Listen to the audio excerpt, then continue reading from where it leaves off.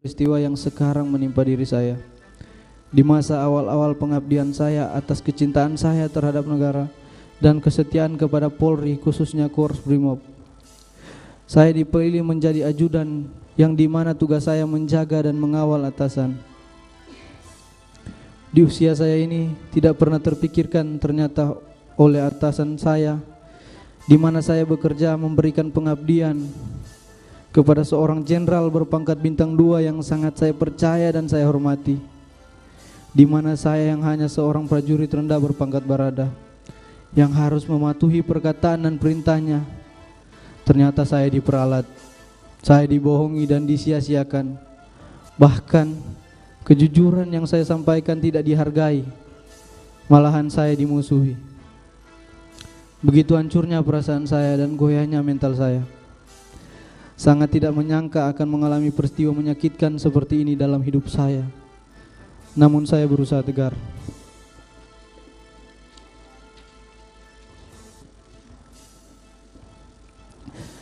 Saya diajarkan dalam kesatuan saya untuk tidak pernah berkhianat, korbankan jiwa raga untuk negara, hanya berserah kepada kehendak Tuhan.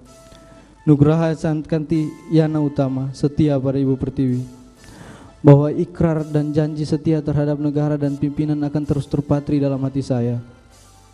Atas apa yang telah terjadi pada diri saya saat ini menjadi suatu pembelajaran sangat penting dalam kehidupan saya, dalam pendewasaan diri.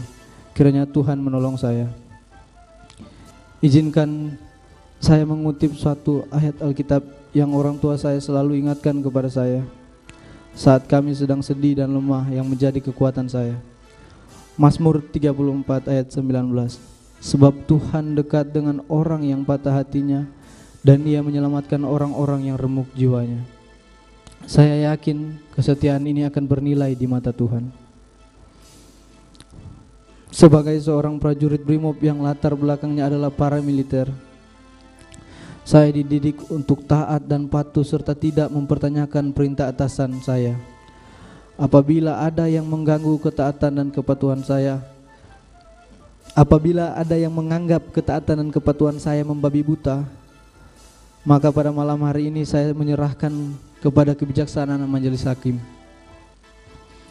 Pada akhirnya, perkenankan saya mengucapkan banyak terima kasih, khususnya kepada Bapak Presiden Joko Widodo, Bapak Menko Polhukam, Pak Mahfud MD, pimpinan Polri yaitu Bapak Kapolri Jenderal Listio Sigit, Bapak Wakapolri Komisaris Jenderal Gatot Edi Pramono, Bapak Kabareskrim Komisaris Jenderal Agus Adrianto, dan Bapak Komandan Korps Brimob Polri Komisaris Jenderal Anang Revandoko, yang juga telah saya anggap seperti orang tua saya sendiri. Kepada para komandan, rekan-rekan dan senior yang tidak bisa saya sebutkan satu persatu, yang telah memberikan dukungan serta masih memberikan kepercayaan kepada saya untuk dapat mengungkap kebenaran. Terima kasih juga kepada LPSK yang telah mendampingi dan memberikan perlindungan kepada saya hingga saat ini. Dan tidak lupa kepada seluruh masyarakat Indonesia yang selalu memberikan dukungan dan doa kepada saya. Kiranya Tuhan senantiasa mencurahkan berkat-Nya kepada kita semua.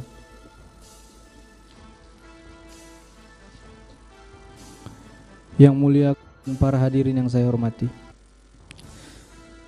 sebagai penutup, saya memohon kepada Yang Mulia Ketua dan anggota Majelis Hakim, sudilah kiranya menerima pembelaan saya ini.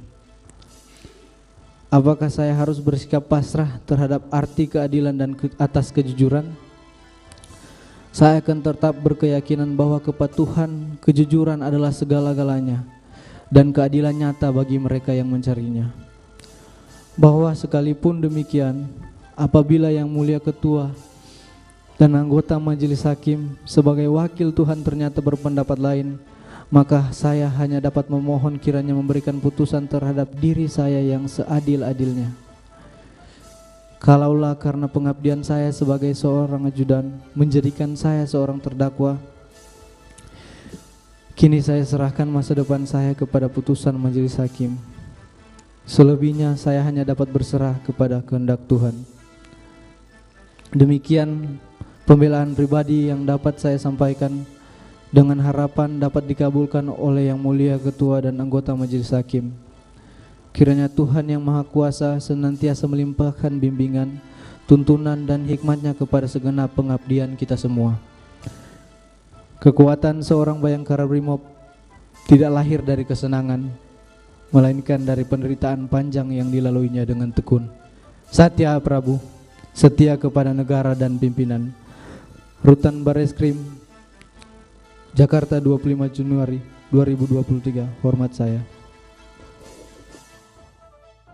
Menteri Koordinator Bidang Politik Hukum dan Keamanan Mahfud MD menanggapi munculnya kekecewaan sejumlah pihak atas tuntutan 12 tahun penjara terhadap terdakwa sekaligus justice kolaborator dalam perkara pembunuhan Brigadir Yosua yakni Baradae.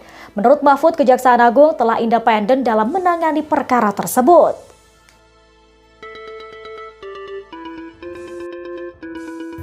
Sejumlah pihak kecewa lantaran tuntutan terhadap Eliezer lebih tinggi dari terdakwa lainnya yakni Putri Chandrawati, Ricky Rizal, dan Kuat Ma'ruf yang dituntut 8 tahun penjara. Menurut Mahfud, Kejaksaan Agung telah independen dalam menangani perkara tersebut dan ia pun menegaskan akan mengawal terus perkara itu.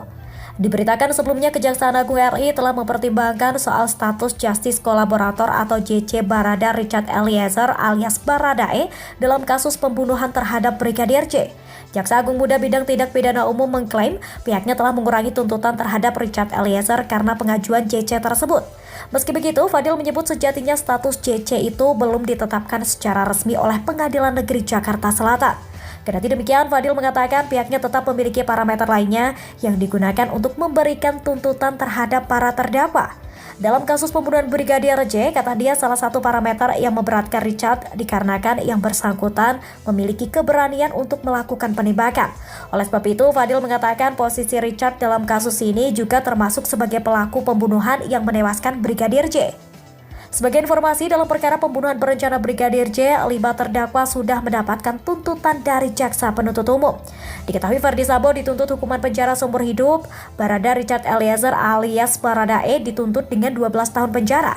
Sementara itu Putri Chandrawati, Ricky Rizal, dan Kuat Ma'ruf dituntut selama 8 tahun penjara oleh Jaksa Penuntut Umum. Terkait itu, tuntutan untuk Baradae disorot lantaran dinilai terlalu tinggi, padahal sudah menjadi pelaku yang membongkar skenario Verdi Sambo.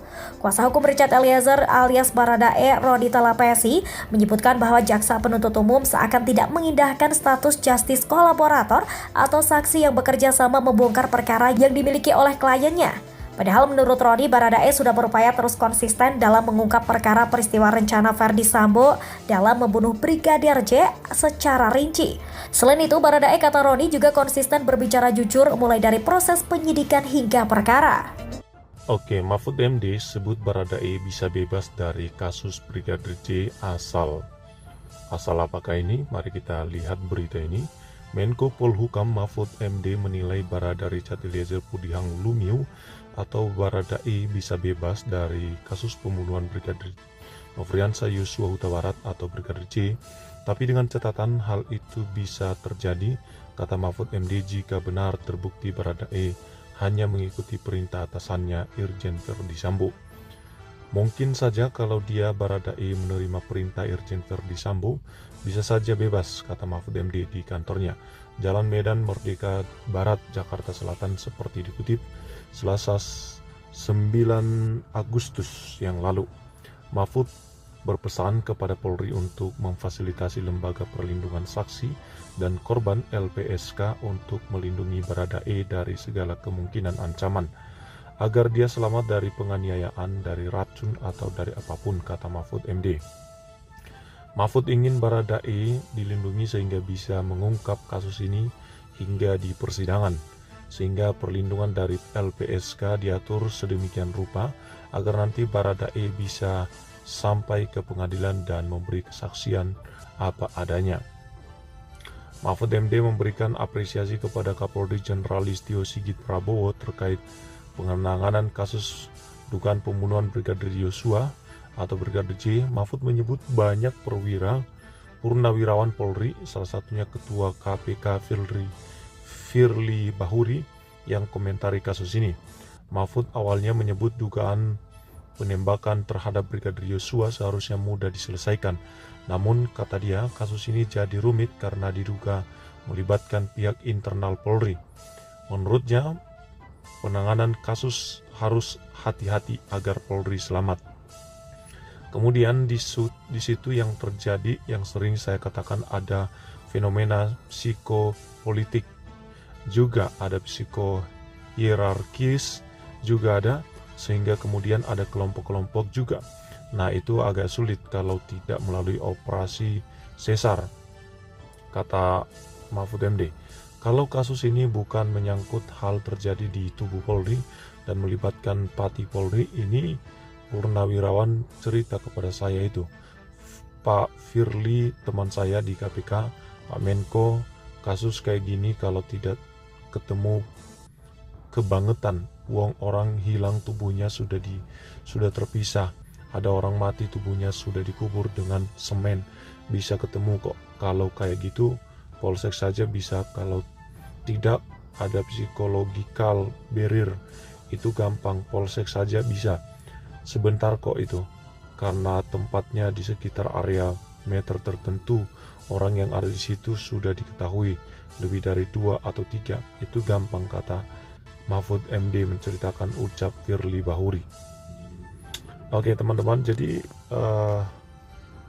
tapi pada kenyataannya tidak gampang ya, justru ribet sekali, memakan waktu berbulan-bulan dan sulit untuk mengambil keputusan yang tepat dalam kasus ini.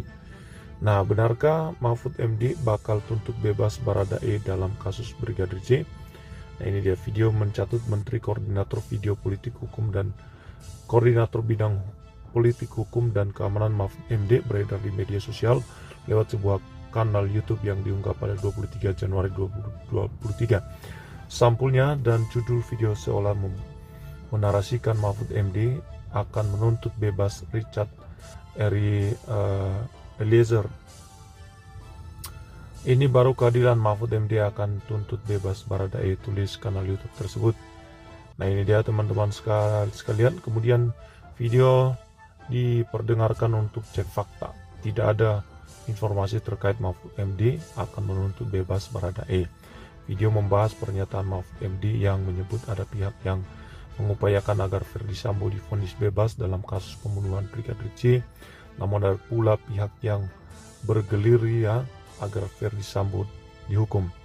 Melansir, dua kelompok tersebut sudah bergerak sebelum Jaksa Penuntut Umum JPU membacakan tuntutan. Meski demikian, Mahfud MD memastikan kejaksaan tidak terpengaruh gerakan-gerakan itu.